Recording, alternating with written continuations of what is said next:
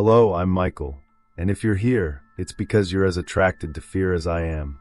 In a small American town, nestled in the mountains of Washington, there was a peculiar Starbucks located in an old building dating back to the beginning of the 20th century. Unlike the modern and standardized franchise stores, this store had a unique atmosphere. Exposed brick walls, antique light fixtures, and a large fireplace in the corner gave the place a rustic charm. However, what caught the most attention was a huge ornate mirror that took up almost the entire back wall. For locals, Starbucks was a comfortable refuge, but there were rumors about the store that no one openly discussed. The mirror on the wall was said to have a dark history, dating back to when the building was an orphanage. Reportedly, children had mysteriously disappeared, and the mirror was the only object that always seemed to witness the events. That October night, Starbucks was busy. It was Halloween Eve, and the city's atmosphere was in full spirit of the season. Among the customers were three friends: Danny, an enthusiast of supernatural stories; Sarah, skeptical to the last fiber of her being; and Lisa, who worked as a barista there but was on leave and decided to join the group. Danny insisted that everyone stay until the store closed, stating that he wanted to see something weird happen. Lisa laughed, saying that nothing supernatural happened there, but Danny continued to insist. He mentioned that, according to rumors, the strange phenomena only happened late at night when the place was empty. The clock struck 10 p.m., and Starbucks was about to close. The last customers left, and employees began to clean the place. Lisa took the opportunity to chat with her colleagues while Danny and Sarah sat at a table next to the mirror. The atmosphere inside the store changed as soon as the doors were locked. The usual sound of coffee machines and the buzz of conversations gave way to an unsettling silence. The mirror in the background seemed to attract attention. Danny, sitting across from it, commented that the shiny surface looked darker than usual, almost as if there was a shadow behind the glass. Sarah rolled her eyes and said it was just the reflection of the outside lights. Lisa, on the other hand, admitted that she always felt uncomfortable looking in the mirror for too long. She revealed that some colleagues had said they heard whispers coming from that direction during night shifts, but she had never taken those stories seriously. Danny decided to play with the situation. He suggested they try using the mirror as if it were a Ouija board, asking questions out loud to see if anything would answer. Despite Sarah's reluctance, the group agreed. Danny asked, in a mocking tone, if anyone was there with them. Nothing happened initially.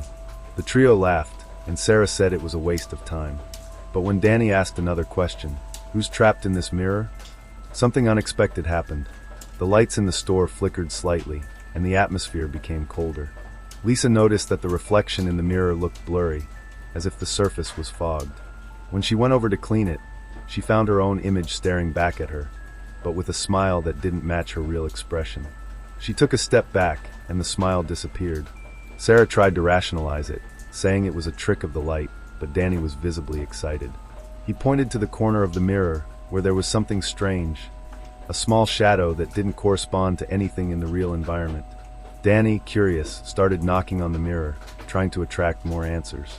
When he did so, the sound echoed strangely, as if the glass were much thicker than it looked. He commented that it was like hitting a hollow wall. Lisa, already uncomfortable, said that maybe they should stop, but Danny ignored her. He insisted on touching the mirror again, but this time with more force. The sound of impact was followed by a low noise, like a groan coming from inside the wall. Sarah tried to calm the group, but the tension was palpable. Lisa, nervous, said that there was something strange about the building. Historical records indicated that it had been an orphanage, but little was known about what actually happened there. Some stories talked about missing children, and that the mirror was the only object that was never removed from the place. Suddenly, something changed. The images in the mirror began to distort. Reflections that were supposed to show just the trio now displayed additional shadows, human shapes that were not present in the real environment. One of the shadows moved, as if walking through the reflection, but nothing moved in the room. Danny, ecstatic, took out his phone to record, but as soon as he pointed the camera at the mirror, the screen went completely black. Meanwhile, Lisa realized that her reflection was not imitating her. He was standing still, looking straight at her, even as she moved to the side. The smile returned, but now it seemed bigger, abnormal. The store's lights flickered violently before going out completely. A sepulchral silence took over the place. Only the faint glow of the mirror illuminated the room, casting unsettling reflections on the walls. Megan tried to use her phone as a flashlight, but the screen was strangely cracked, as if something had pressed against the glass. Danny, on the other hand, remained fixated on the mirror, convinced he had discovered something extraordinary. The mirror began to emit a low sound, like a buzzing sound. Suddenly, a crack formed on the surface, and the sound increased, turning into a high-pitched scream that seemed to come from inside the glass. Before they could react, a pale hand emerged from the crack, reaching towards the group. The pale hand that emerged from the mirror caused a collective shock. It was long and bony, with fingers that stretched out unnaturally, each with claw-sharp nails. The group froze, unable to process what they were seeing. The sound of cracking glass echoed through the store as the crack in the mirror spread, as if it were expanding to open a portal. The silence was broken when the hand moved, extending further out. Danny, driven by both fear and his obsession with the supernatural, stepped forward, trying to touch the hand. Before he could reach it, the hand quickly retracted, disappearing back into the mirror, leaving only the crack on the surface. The reflection on the surface began to change. Instead of showing the inside of Starbucks, the mirror now showed a dark, narrow hallway with closed doors on both sides. Something moved in the background, indistinct and fast, like a shadow. Without warning, the mirror emitted a low hum, which quickly increased in intensity. A whirlpool of bluish light appeared at the center of the crack, spinning like a vortex. The force was so intense that papers and light objects from the store began to be sucked towards the mirror. Lisa tried to hold on to one of the tables, but the whirlpool seemed to increase in strength. Sarah screamed, demanding that everyone run, but the store door wouldn't open, as if it were locked from the inside. The vortex began to emit sounds, whispered voices that repeated their names, increasingly louder and more insistent. Danny was the first to lose his balance. He was dragged into the mirror, his figure disappearing into the whirlpool. Lisa and Sarah shouted for him, but he was already gone. On the other side, Danny woke up in a place that felt both familiar and wrong. It was a distorted replica of Starbucks, but with everything inverted and covered in a gray fog. The walls were stained, and the lights flickered dimly. He realized he was not alone. Other figures were there, but they were just human shadows, motionless, as if they were projections. At the back of the room, he saw the figure of a small child, with her back to him, looking at an open door that led to another hallway. Danny called out to his friends, but his voice seemed to have no sound. When he tried to move, the child slowly turned around. His face was pale, with coal-black eyes and a smile that seemed to stretch beyond the natural. Outside, Lisa and Sarah were terrified. The vortex had disappeared, but the mirror still showed the same scene of the dark corridor. They could see Danny, standing on the other side, but he seemed unable to hear them. Lisa, without thinking twice, approached the mirror. She reached towards the cracked surface, and before she could be stopped, she was pulled inside. Sarah screamed for her, but the surface of the mirror glowed with the same bluish tone again, as if nothing had happened. Now Sarah was alone. Inside the mirror, Lisa found Danny in the distorted hallway. He was still staring at the child. When she tried to pull him away, she noticed that his skin was cold and stiff, as if he were a statue. Meanwhile, Sarah began to notice something strange outside. Her reflection in the mirror acted independently, smiling while she herself was panicking. The reflection began to move, imitating her at first, but then walking through the space as if it had a life of its own. The store around her began to transform. The lights turned red, and the shadows in the corners began to move. The Starbucks she knew was disappearing, being consumed by the same energy as the mirror. Inside the mirror, Lisa saw something that made her freeze. At one of the hallway doors, she found a room full of smaller mirrors, each showing different people, all trapped in similar scenarios. Each reflection seemed to tell a story. People being pulled into the mirror, their lives disappearing forever. She realized that the mirror wasn't just a door. It was a trap, a device that consumed the souls of those who stared at it for too long. The missing children from the old orphanage were just the beginning. The mirror had been collecting victims for decades. Lisa also saw something more disturbing, a reflection of herself, but in a future that hadn't yet happened. In this version, she was completely alone, wandering the infinite corridor like Danny was now. Outside, a desperate Sarah finally realized that the key to saving her friends was not breaking the mirror, but facing what was inside it. She placed her hand on the surface and felt a pulling force. When he entered, he realized that the hallway where Danny and Lisa were standing was not just a physical place, but a manifestation of their own fears and regrets. Danny was trapped because he couldn't face his obsession with the supernatural. Lisa was paralyzed by her guilt at having ignored the signs that something was wrong. Sarah, however, began to realize something deeper. The mirror was not just an evil entity. He reflected the darkest truth about each person. Sarah stepped into the mirror, immersing herself in the distorted void that surrounded her. The feeling was overwhelming. The space around him was cold and heavy, as if the air was charged with something invisible but oppressive. She felt her body move, but she didn't have complete control over her actions. Ahead, the infinite corridor awaited her, with doors that seemed to pulse, as if they were alive. In the center of the hallway, Sarah saw Danny and Lisa. Both were trapped in states of complete torpor. Danny was on his knees, staring at the black-eyed child who now seemed to be guiding him towards one of the doors. Lisa was leaning against a wall, shaking and staring into space, muttering incomprehensible things to herself. The environment seemed to be testing each of them. The mirror was not just a portal or a trap. It was a living reflection of their greatest fears and regrets, projected into a physical space that imprisoned them. Sarah tried to reach Danny first. He was fixated on the child in front of him, who was now holding his hand and slowly leading him into a dark door. Sarah screamed his name, but he didn't respond. When she finally managed to grab his arm, she felt a shock run through her body, as if she were touching something electrical. The child turned to face her. His black eyes seemed like bottomless pits, pulling her into a darkness that terrified her to the core. But Sarah knew it wasn't real. The child was a manifestation of Danny's guilt for always seeking answers in the supernatural, neglecting the consequences of his obsession. She screamed for Danny to wake up, but he seemed hypnotized. It was only when Sarah stepped between him and the child that he finally blinked and came to. The child disappeared in an instant, but the door behind her remained open, showing what appeared to be a perfect replica of the Starbucks outside. Danny tried to run for the door, but Sarah held him back. She knew this was another mirror trap. Each door in the hallway was a reflection of an illusory exit, designed to keep victims trapped in the cycle. As Danny regained his clarity, Sarah went to Lisa. She seemed stuck in a constant vision, repeating the same phrase. "I should have seen. I should have done something." Sarah realized that Lisa was being tormented by memories of past events, times when she ignored signs of danger or neglected the feelings of those around her. As she approached, Sarah saw reflections of Lisa on the surrounding walls.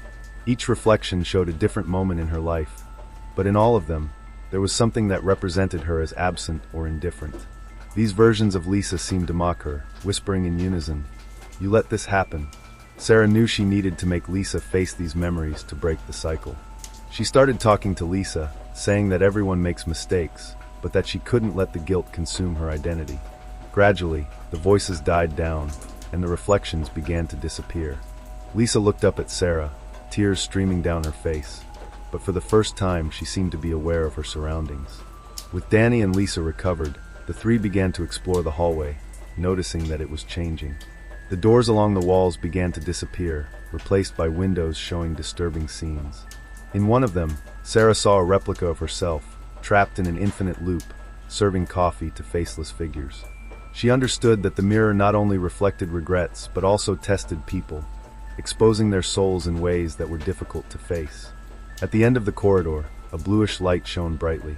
They knew that this was the heart of the mirror, the core where all the entity's power was concentrated. As they got closer, the light revealed something surprising. The mirror wasn't just a trap for humans. He was being fueled by something much larger, an ancient entity that used human emotions as fuel. On its surface, faces appeared and disappeared, people who had been trapped there over the years, feeding the mirror's energy. Danny realized that the mirror was connected to the physical space of Starbucks. He remembered the stories of the building, of the orphanage, and realized that this was no coincidence. The mirror was like a parasite, attached to the place but also to those it consumed. Lisa, with renewed courage, suggested that they destroy the core. But Sarah noticed something. The mirror couldn't be destroyed without consequences. If they broke the core, all the trapped souls would be released, but where would they go? And what would happen to the building and the space around it?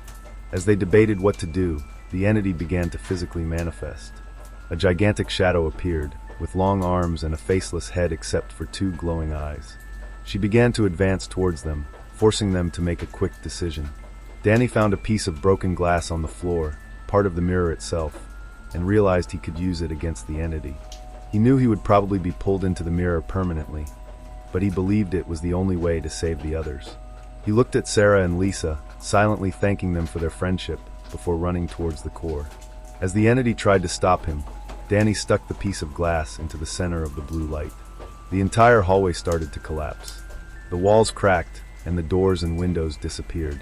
Blue light exploded, illuminating everything in a blinding glare. Sarah and Lisa felt pulled back, as if they were being sucked back into the real world. When they opened their eyes, they were back at Starbucks. The mirror was completely destroyed, reduced to shards of glass on the floor. But Danny wasn't with them. Starbucks was eerily quiet. The lights had returned to normal, and the store appeared to be exactly as it was before, except for the destroyed mirror. Pieces of glass scattered across the floor reflected the overhead lights, but no sound came from outside. Sarah and Lisa were lying on the floor, trying to catch their breath. Danny wasn't there.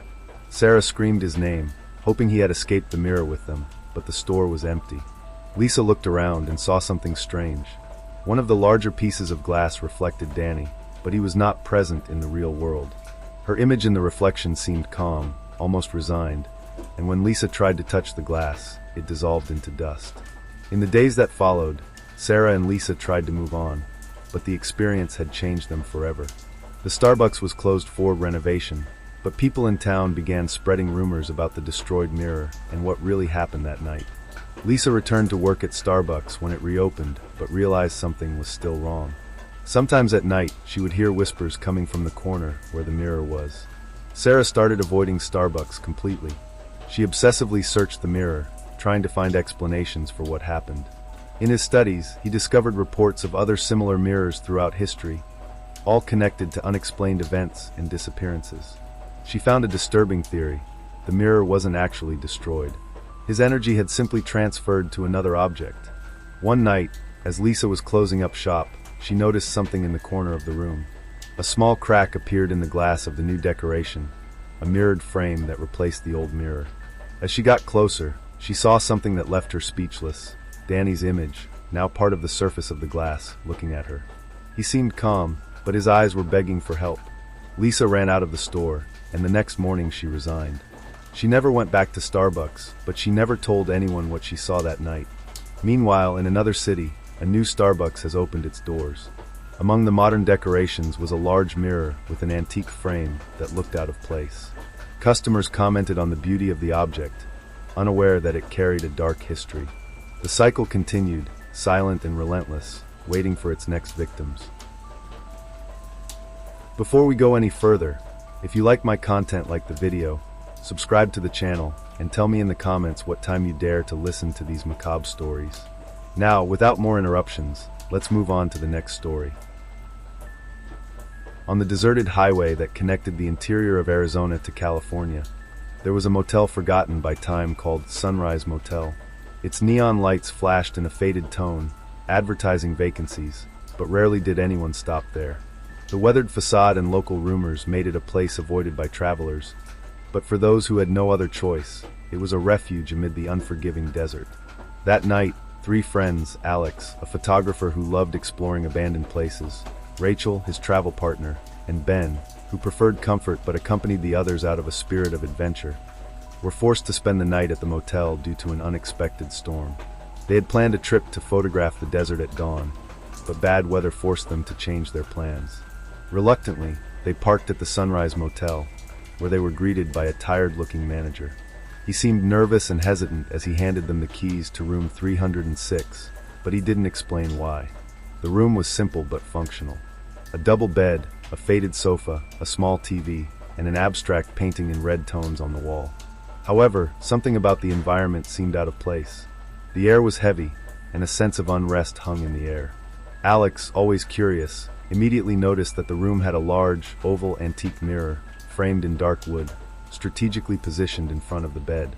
Rachel commented that the mirror looked out of place, as if it were from another time, but Ben, tired, just wanted to rest. The night was just beginning. As the storm raged outside, the group settled into room 306.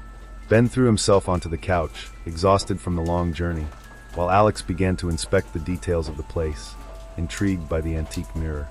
He noticed that the frame was worn, with intricate carvings that seemed to form strange faces and symbols.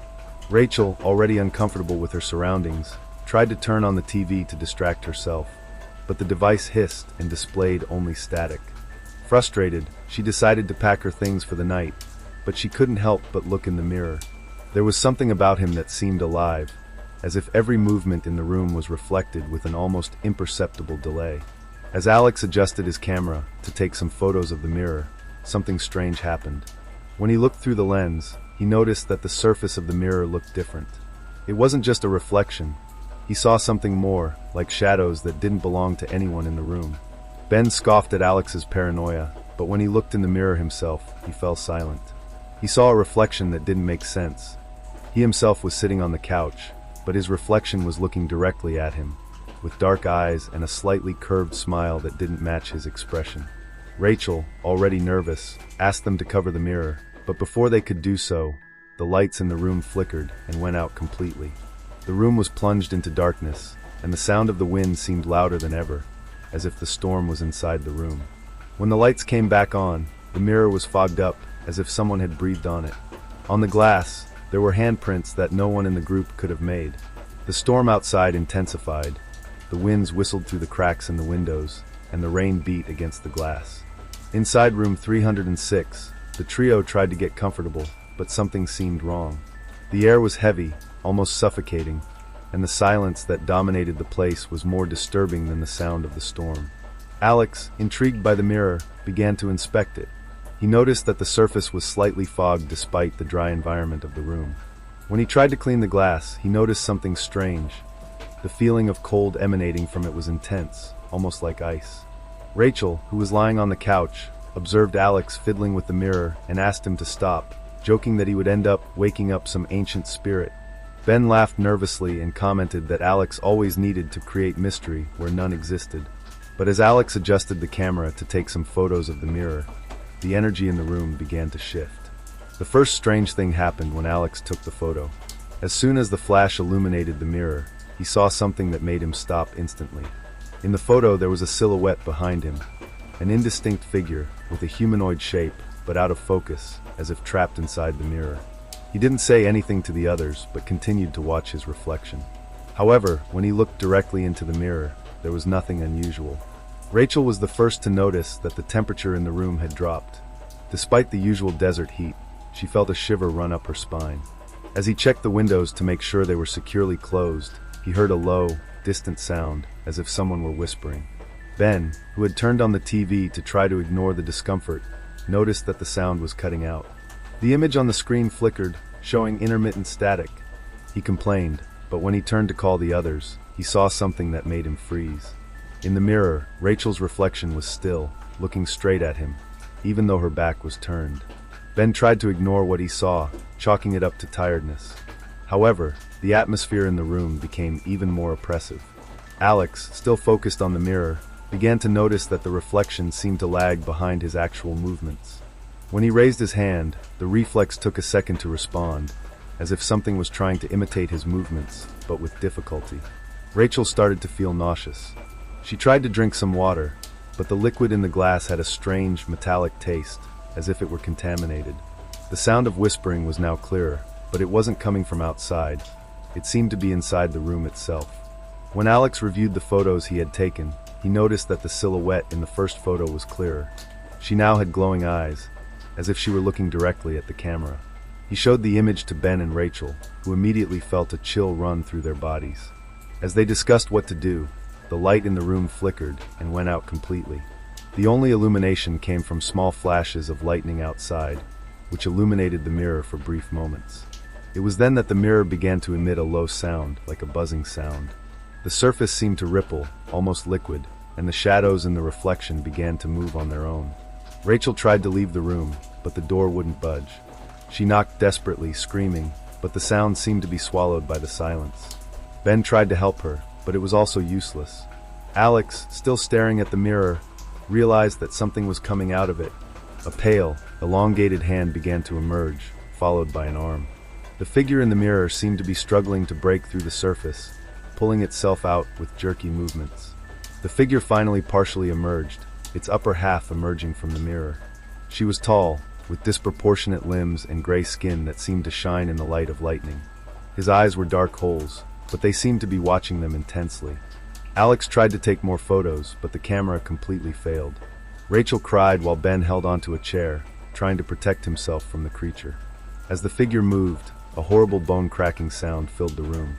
She pointed at the group, but did not move forward immediately. Instead, he began to mumble something unintelligible, his voice sounding like several people talking at once. It was then that Rachel noticed something scary. The words the creature muttered were names, the names of each of them, repeated in a threatening tone. But there were more names too, as if they were the previous victims in that room.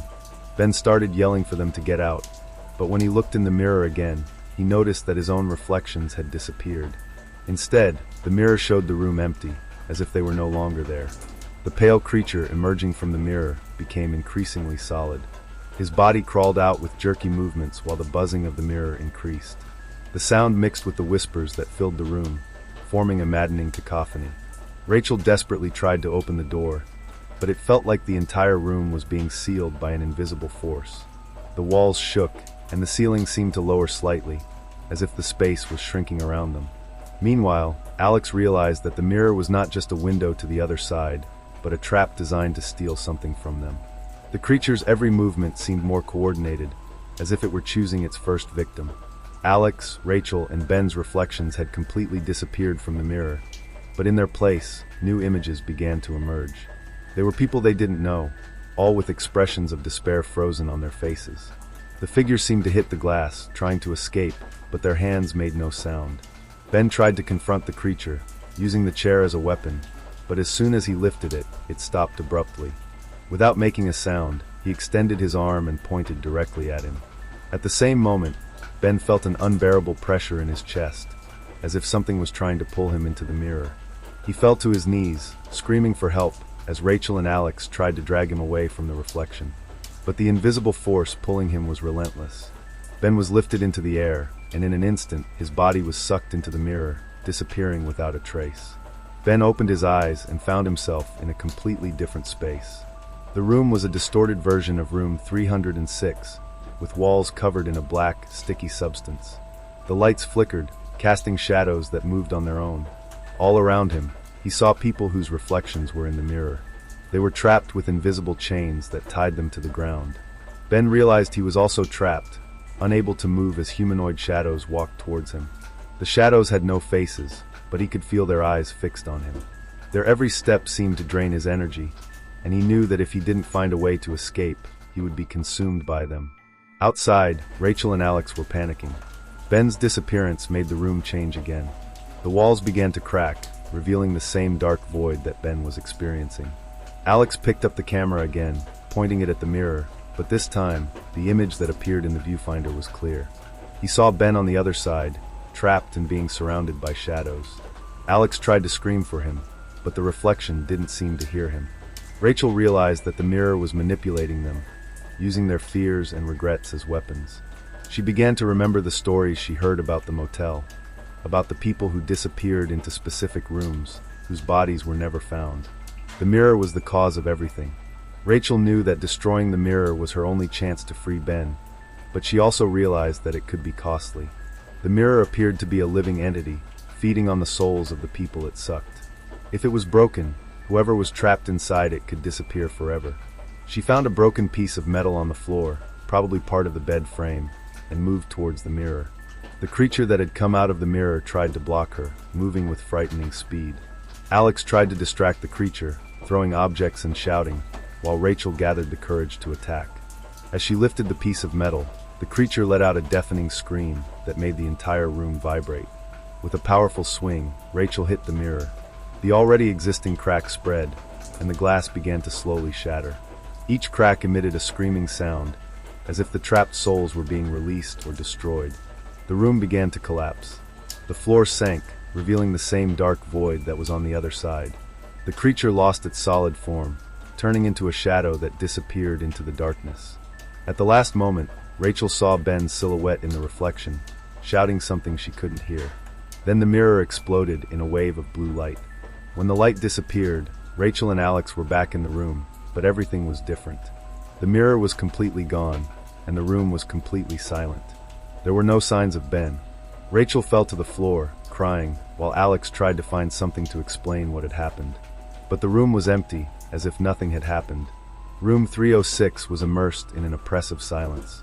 Rachel and Alex stood in the middle of the empty space, their eyes fixed on where the mirror had been moments before.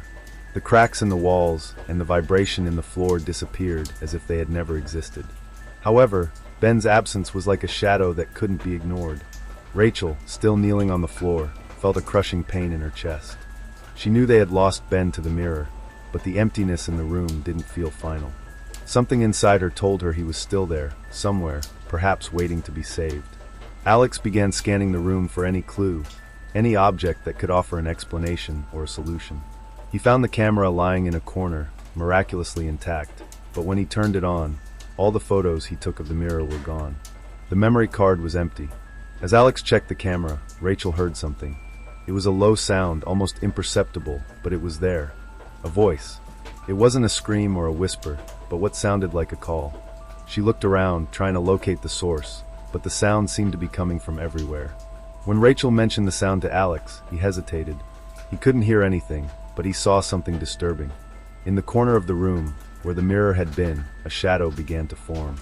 She was vague and almost imperceptible, but she had an undeniable presence. The shadow began to take shape, stretching towards the wall. It was a humanoid figure, but without defined features, just a silhouette that seemed to be made of smoke. Alex felt a wave of dread, but Rachel stepped forward. Rachel realized that the shadow was trying to show something. She didn't know why, but she felt like she needed to face her. As he got closer, he saw images forming on the dark surface of the wall. They weren't ordinary reflections, but scenes, flashes of places and people she didn't know, but which seemed familiar somehow. Among the images, she saw Ben. He was trapped in a place that looked like a distorted version of room 306. The walls were covered in cracks, and shadows moved around him. He seemed to be screaming, but no sound came out. Rachel touched the shadow, and a wave of energy coursed through her body. She saw a flash of light and felt herself being pulled into the darkness. Alex tried to hold her back, but it was too late. Rachel disappeared before his eyes. Rachel opened her eyes and found herself in a space similar to what Ben had experienced.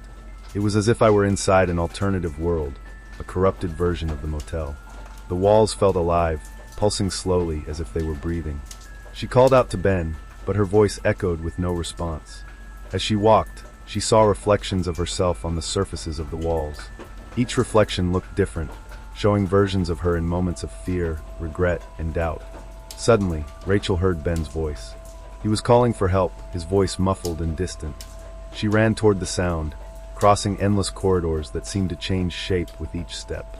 Rachel finally found Ben in a wide, empty space in the center of a circle formed by humanoid shadows. He was kneeling on the ground, as if something invisible was holding him down. When Rachel tried to reach him, the shadows advanced, forming an impenetrable barrier. Ben looked at Rachel with eyes full of despair, but also hope. He said the mirror was alive, feeding on the souls it consumed, but that there was still a chance it could destroy it completely. Rachel realized that the shadows were fragments of the people who had been imprisoned before, and that the only way to free Ben was to face them. Rachel began screaming at the shadows, demanding that they release Ben. The figures reacted, moving towards her, but Rachel remained firm. She realized that the shadows were manifestations of Ben's fears and regrets, and that if he faced them, he could break the mirror's hold on him. She started talking to him, reminding him of who he was, that he was stronger than that. Ben started to get up, and the shadows hesitated. One by one, they began to disappear, until only one remained, the largest and most threatening. Ben and Rachel faced the last shadow together. As she disappeared, a crack formed in the ground, and an intense light filled the space. Rachel and Ben woke up in room 306. Alex was next to them, looking on in amazement. The mirror was no longer there, and the room looked completely normal. Ben was visibly shaken but grateful to be back. Rachel knew something bigger had happened, but decided to keep the details to herself. Dawn began to illuminate the desert, casting an orange glow on the mountains in the distance. The storm had passed, but inside the Sunrise Motel, the weight of the night's events still hung in the air. Rachel, Ben, and Alex were sitting on the bed in room 306, in silence, trying to process everything that had happened. The mirror was no longer there, and the room looked as ordinary as any other. However, Everyone knew that what they had faced was not a delusion or a nightmare. Something very real and very old had touched them. Rachel looked at Ben, who was still shaking slightly. He couldn't talk about what he saw inside the mirror, but his eyes told the story. He carried invisible marks, and Rachel knew that time would be the only remedy for that. Alex suggested they leave immediately. He didn't want to spend another minute in that place. Rachel agreed, but before leaving, she looked once more at the corner where the mirror used to be. The wall looked different, as if there was an invisible shadow etched into it, a subtle reminder that the mirror might return. As they loaded their things into the car, the motel manager appeared at the door. His face looked paler than the night before, and he hesitated before asking, "Did you guys have a good stay?" Rachel looked directly at him, realizing he knew more than he let on. Without responding, she got into the car. The manager stood at the entrance, watching as they left, as if he knew something important had just happened. In the following days, the group avoided talking about the experience. Ben began having recurring nightmares, waking up in the middle of the night with the feeling that something was watching him. He never told Rachel or Alex, but sometimes, in the reflection of a random mirror, he would see a flash of darkness. Alex dedicated himself to investigating the Sunrise Motel, trying to find historical records that would explain what had happened. He discovered that the building had been known for mysterious disappearances over the decades, but had never been officially investigated. The only constant in all the stories was the presence of the mirror. Rachel, on the other hand, started to notice little signs around her. Unusual reflections in windows, shadows that seemed thicker than they should have been. She knew that the mirror had been destroyed, but she felt that something of it still existed in the world. In another city, hundreds of miles away, an antique dealer opened its doors to a new customer. Among the dusty objects and forgotten relics was a large, oval mirror with a dark wooden frame. The owner did not know where the mirror had come from. It just showed up in stock one night, with no record of delivery. Finding it fascinating, he placed it on display in the window, where its dull glow began to attract the attention of passers-by. On the surface of the mirror, something seemed to move in the shadows, waiting. Rachel started having strange dreams. In one of them, he saw the mirror intact, as if it had never been destroyed. Inside it, she saw her own image, but it didn't seem like herself. The image smiled in a cold, almost predatory way, before disappearing into the darkness. When he woke up, he felt an inexplicable cold in his room. In the bathroom mirror, for a brief moment, she saw the reflection of Ben and Alex, standing behind her, looking directly at the glass surface. Rachel knew the mirror wasn't finished, and deep down, she felt like he was waiting for her again.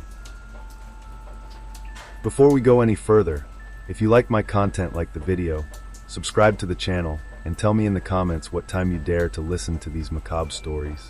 Now, without more interruptions, let's move on to the next story. In rural Pennsylvania, among mountains and dense forests, there was an abandoned hospital known as St. Mercy's Asylum. Originally built in the 1930s, the site had been a sanatorium for the mentally ill and later a war hospital. After decades of operations, it was closed in the 1970s due to reports of neglect and unexplained patient disappearances. Over the years, St. Mercy's has become a place of fascination for urban explorers and paranormal enthusiasts. Its Gothic architecture, endless corridors, and rooms filled with antique medical equipment created a perfect setting for spine-chilling stories. But few returned from their visits without carrying a weight on their shoulders, something they could not fully explain. That night, a group of friends decided to explore the hospital as part of a documentary project.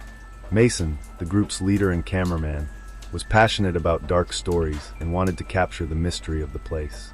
Olivia, the group's researcher, brought with her a stack of historical documents about the hospital.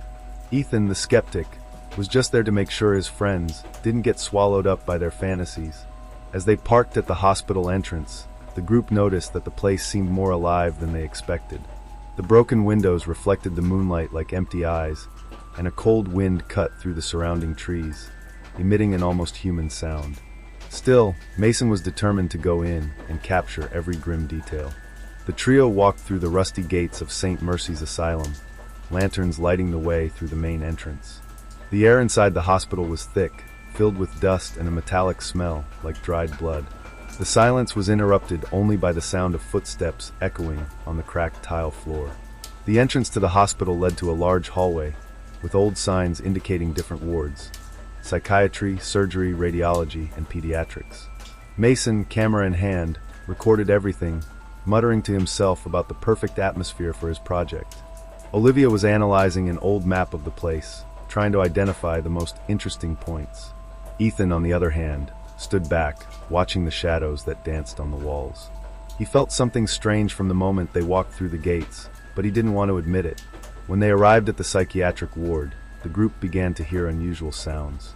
A low creaking sound, like a chair moving, came from one of the rooms at the end of the hall. Mason immediately ran to capture the moment, while Olivia followed, trying to calm him down. Ethan hesitated, feeling something wasn't right. When he finally caught up with his friends, he found Mason standing in front of a half-open door. Inside the room, there was an antique wheelchair, gently rocking back and forth, as if someone had just gotten out of it. Mason, enchanted by the scene, began filming while Olivia examined the room. She found medical files thrown on the floor, many of them without names, but all with the same diagnosis: unidentified patient, violent behavior, missing. Ethan, increasingly uncomfortable, suggested that they leave that wing, but Mason insisted on continuing exploring. Following the corridor, the group arrived at a large central room, which appeared to have been used as a cafeteria. The tables were covered in dust, but there were handprints on the surface, as if someone had recently dragged them. Olivia began reading some documents she had found on the floor. One was particularly disturbing. It mentioned an experimental treatment carried out on resistant patients, which involved confinement in rooms specially designed for sensory control. These patients were never recorded as discharged. As Olivia read, Mason noticed something strange when reviewing the recording. In one of the frames, captured in the previous hallway, a figure appeared for a split second. It was an indistinct but clearly humanoid shadow, standing in the corner of the corridor, looking directly at the camera. He showed the footage to Olivia and Ethan, but Ethan, ever the skeptic, insisted it was just a reflection or dust on the lens. Mason wasn't so sure. When trying to leave the cafeteria, the trio noticed that the hallway they came through looked different. The walls were thinner, covered in what looked like black moss, and the metallic smell had intensified. Olivia looked at the map, but nothing on the layout made sense. It was as if the hospital was reorganizing itself around him. Mason suggested that it was just confusion caused by the darkness and tension, but Ethan began to suspect that something was very wrong. As they tried to find a way out, they heard a loud sound, like metal scraping against metal, coming from one of the side hallways. Reluctantly, they followed the sound and found a locked door with a small glass window covered in dirt. Mason wiped the visor and looked inside. On the other side, a figure was standing motionless, looking straight at him. The figure was tall and thin, with disproportionately long arms and a head that seemed to be twisted at an odd angle. She didn't move, but Mason felt he was being watched in a way no camera could capture. Olivia tried to pull him away from the door, but the moment she did, the figure disappeared. Mason insisted on opening the door, but Ethan stopped him. The sound of footsteps began to echo through the hallways, but they didn't come from any particular direction. Following the sounds, the trio found a room marked as experimental treatment. The doors were open, but inside there was only a metal chair, surrounded by rusty chains that looked like they had been used to restrain someone. Olivia found scratch marks on the floor, as if something had been dragged out of the room. She also found more documents mentioning a patient identified only as Case 44, who would have disappeared after a series of failed experiments. Mason started filming again, but his camera failed. The display showed only static, but in the background were voices, not their own, but whispers that repeated indistinct words. As Olivia read the documents and Mason tried to fix the camera, Ethan saw something move in the distance at the end of the hallway. It was the figure at the door, now walking towards him. He tried to warn the others, but when he looked again, the figure was gone. The hospital seemed to be surrounding them, blocking every attempt to leave. Mason, determined to find out what was going on, suggested they find the records room, where he believed they could understand more about what had happened at the hospital. But Ethan began to question whether any of them would make it out of that place alive. The halls of St. Mercy's Asylum seemed to transform as the group advanced. At each turn, the paths seemed narrower, the walls closer, as if the hospital were alive and leading them somewhere specific. The lanterns flickered, emitting unstable beams of light that seemed to cast shadows where there should be none. As Olivia tried to identify the correct direction on the map, the others noticed that the air had become colder, almost freezing. The whispers grew louder, clearer now, and seemed to come from multiple directions. The words were indistinct but filled with pain and despair. After following the hallways for longer than should have been necessary, they came to a door marked Central Archive. It was ajar with deep scratch marks around the frame, as if someone, or something, had tried to force its way inside. Mason was the first to walk through the door, camera in hand. The room was huge, filled with files on rusty shelves that stretched to the ceiling. Papers were scattered across the floor, mixed with dirt and debris. In the far corner of the room, a table was covered with what appeared to be abandoned medical equipment and patient charts. Olivia began sifting through the documents while Mason recorded. Ethan hesitantly stood near the entrance, looking down the hallways with growing paranoia. Among the documents, Olivia found something that made her heart stop for a moment. A medical record mentioned a series of experiments conducted on patients considered irrecoverable. The purpose of the experiments was unclear, but the notes spoke of extreme sensory isolation and rupturing the psyche to access alternative dimensions. She read aloud a passage that deeply disturbed her. Case 44 demonstrated unusual results. The patient appeared to transcend physical space, but returned with clear signs of possession. Immediate isolation was recommended. Before he could continue, Mason drew Olivia's attention to something he had found. Among the papers on the table was an old photo of 3 doctors posing next to a hooded figure, his face partially hidden. Behind them, on a stretcher, was a body covered in a sheet, but something seemed to be moving beneath it. As Mason and Olivia looked through the papers, Ethan heard footsteps in the hallway. They were slow, heavy, but methodical. He called out to the others, but as soon as he did, the sound stopped. When he shone his flashlight down the hallway, he saw the figure again, tall, thin, with disproportionately long arms. She didn't move, but something about her posture made him feel like he was being assessed. Ethan slammed the door shut and shouted for the others to hurry. Mason ran up to him, pointing the camera at the door, but the viewfinder again showed only static. However, as they played the audio, they heard the sound of something scratching at the door outside, like claws scraping against metal. Suddenly, the archive room began to change. The shelves seemed to move on their own, rearranging themselves to block the exit. The flashlights failed, leaving the group in the dark for terrifying seconds. When the light came back on, Mason realized his camera had recorded something new. In one of the paintings, he had captured a face, pale, with black eyes and no mouth, looking directly into the lens. Olivia, desperately searching through the rest of the files, found one last document that detailed the experiment with Case 44. He had been locked in a special room underground, designed to neutralize his influence. The location of the room was marked on a worn map attached to the document. Mason, now convinced he needed to record as much as possible, insisted they head underground. Olivia was reluctant, but she knew that the only way to understand what was happening was to find the room where Case 44 had been confined. Ethan, on the other hand, wanted to leave the hospital immediately, but noticed that the hallways behind them had disappeared, as if the hospital was forcing them down. They found a staircase hidden behind a door marked "Restricted Access." The metallic smell intensified, and the sound of whispering became almost unbearable. The underground was unlike anything they had seen before. The walls were raw concrete, but they were covered in scratch marks and dark stains that looked like dried blood. The air was freezing, and the feeling of being watched was overwhelming. As they advanced, they found locked doors with small glass windows. Behind one of them, Mason saw something move, an indistinct shadow that seemed to disappear as he approached. When they reached the end of the corridor, they found a reinforced steel door with the number 44 painted in red. Olivia hesitated, but Mason was already recording, determined to document what was beyond that door. When they opened the door, a blast of freezing air hit them, extinguishing their flashlights. In the center of the room was a restraint chair with rusty chains hanging from its arms and legs. The floor was marked with strange symbols, and on the walls were inscriptions made with what appeared to be human fingernails. Before they could process what they saw, the door behind them closed on its own, leaving them trapped. The Case 44 room was immersed in almost total darkness, interrupted only by the dim light of the flashlights that they were trying to turn on. The air was suffocating, filled with an oppressive energy that seemed to press down on their bodies.